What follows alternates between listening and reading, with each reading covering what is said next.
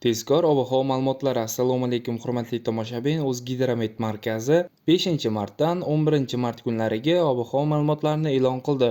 Ushbu kunlari respublikamizning barcha hududlarida havo biroz bulutli bo'ladi, ba'zi joylarda o'zgaruvchan bo'ladi.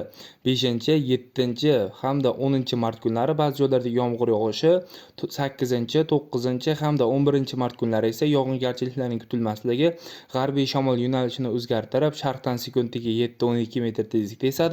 Haroratlar kechasi 5-10 mart kunlari 3-8 daraja iliq, 11-mart kuni 2-7 daraja iliq, kunduz kunlari 5-mart kuni 10-15 daraja iliq, 6-8-mart kunlari esa 15-20 darajagacha ko'tariladi.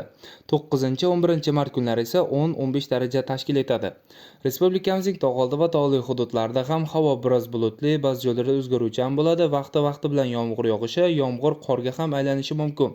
5-6-mart kunlari ayrim joylarda kuchli bo'ladi hamda respublikamizning tog'oldi hududlarida qor ko'chish xavfi bor. Ba'zi joylarda tuman tushib turadi. Shamol sharqdan sekundiga 7-12 metr tezlikda esadi. Haroratlar kechalari 3 daraja sovuq, 2 daraja iliqdan 2-7 daraja sovuqqacha pasayadi.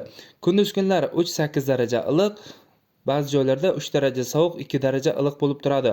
Sizlarga yetkazmoqchi bo'lgan xabarlarim shulardan iborat edi. E'tiboringiz uchun rahmat. Sog' bo'ling, salomat bo'ling.